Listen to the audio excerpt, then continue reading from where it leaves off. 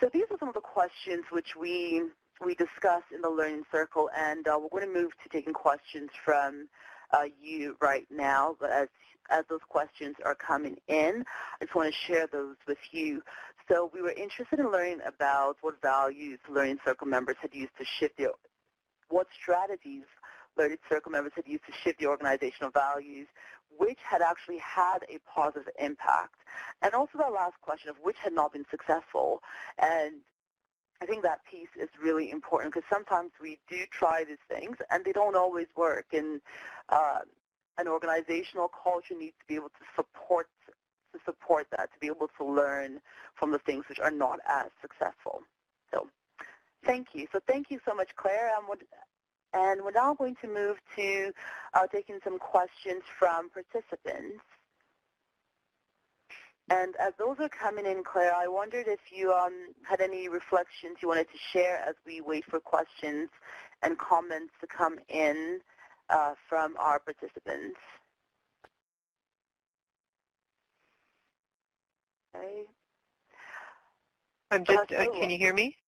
Yes, can you hear me? Yeah, I just was trying to get off mute. Well, I guess my thoughts or reflections would be a couple of things just come to my mind. First of all, this is doable, even though sometimes it feels like it's really big and the organization might be very stiff and hard to move. This is doable, and I think those examples are good examples, and sort of, I think in the word cloud, it's having hope, being optimistic, being able to see that preferred future. So it's doable.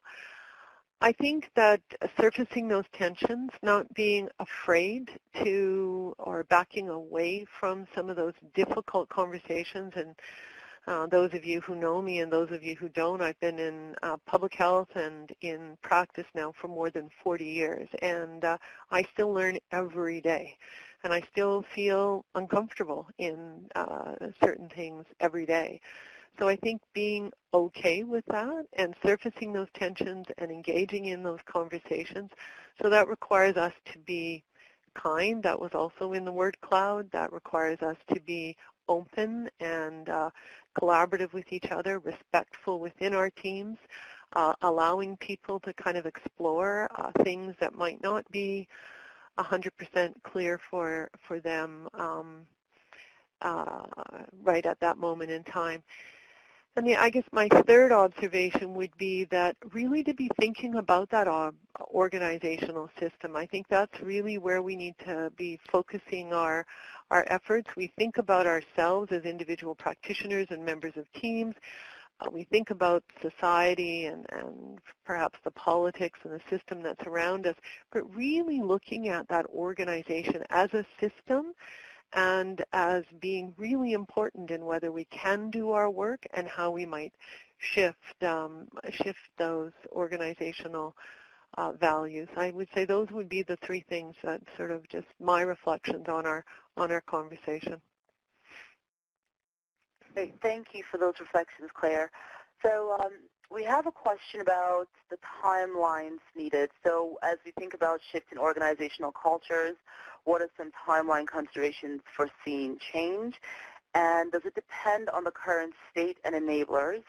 Also, so how do you actually talk to senior management to set up appropriate expectations? So Claire, any comments there?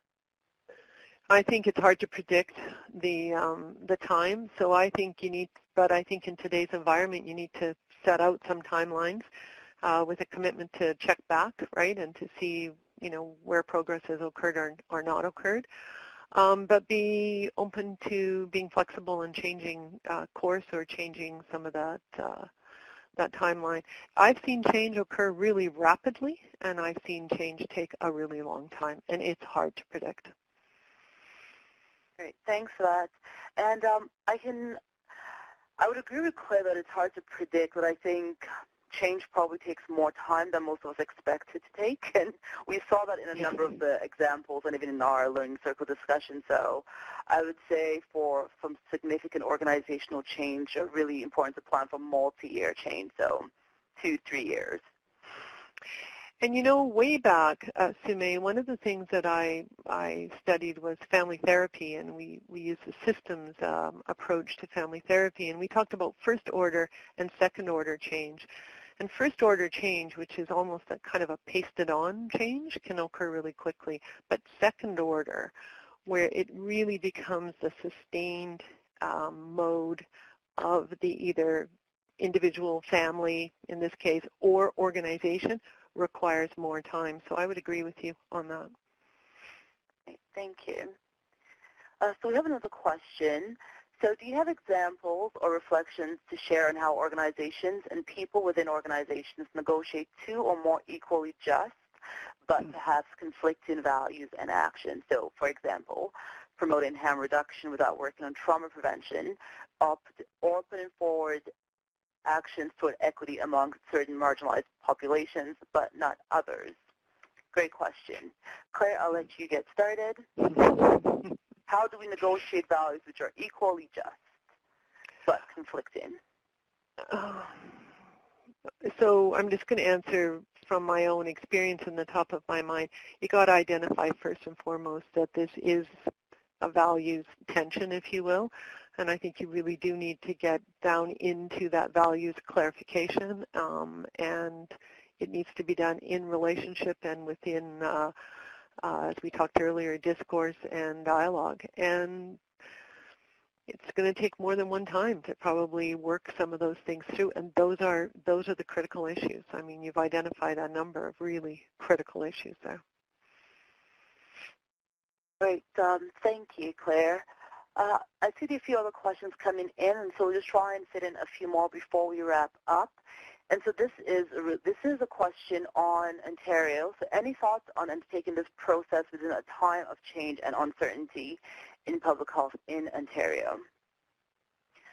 So just for some context there, Claire, I think you're aware of the fact that the public health units in Ontario are being restructured. So we're going down from 35 to less. So how do we engage in this process during times of change? Lean in. Lean in. Continue to lean in. Check your own values. Make sure that you're not compromising your own integrity, your own values. Clarify them. I think lean in times of real systemic change. Don't stop. Don't stop. There's enough evidence to support the direction here in terms of equity work and work on addressing the social determinants of health. We're on solid ground, solid evidence, solid ground. Just, I think, keep going. Find your allies and, keep working at multiple levels, and that would be lean in. And I think this change, and when changes happens also, it's a really good opportunity to engage in conversations about who you are and who you want to be and what kinds of behaviors reflect that. I imagine that these new entities will all have to go through some process to come up with values and establish new systems, and they may be drawing from existing values or not. So as those conversations are happening, that is the perfect place to then put values which would support health equity work on the table and as part of the dialogue in very explicit ways. I would agree.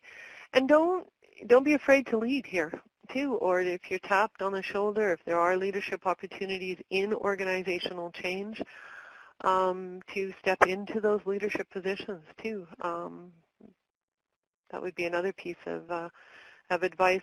One of the, I think in the chat line, they talked about coaches. I think they talked about equity coaches, and I thought that's a really interesting example, or a really interesting idea as well, is to, really share amongst each other, and, how could a coach help? Like, who could help to coach you? And I think about mentors, or I think about horizontal mentors, peer mentors, other members of other parts of the social system, if you will, the health system. So those hang on, hang on, and use each other and help each other. Thank you. And this one, I think we have time for one last question, which is a question around strategies to operationalize and build accountability around values. So I think the process I shared is one way to operationalize, so actually helps you actually have that conversation. And I see that Kevin Churchill shared Dare to Lead by Brené Brown, and that is actually a tool from our website. And I have to say, when we're trying to find existing tools which had very explicit processes of how to engage in this, there were very few, and that was one of the few which we found. So that is a good example. And in terms of business accountability, I think it's important to shift from things which are about being, so yes, we value equality, to focus on what you do, and so that comes through in organizational policies. The example Claire shared, which is on a strategic plan, which is really something very visible. And if you have a strategic plan which says we value equity, then usually there will be actions which follow from that. And at the individual level, what we saw fairly consistently was the importance of integrating this into the performance of individual staff. So not just leaving it as something which is optional, but really coming up with some clear guidelines on how individuals in the organization were going to be held accountable for that. Right, so I'd like to thank you all for joining, and Claire, thank you so much for joining me on today's call. We're really looking forward to continue this dialogue with everyone on the line. So take care and enjoy the rest of your day. Thanks, Sume. You did a great job. Thanks, everybody. Bye now.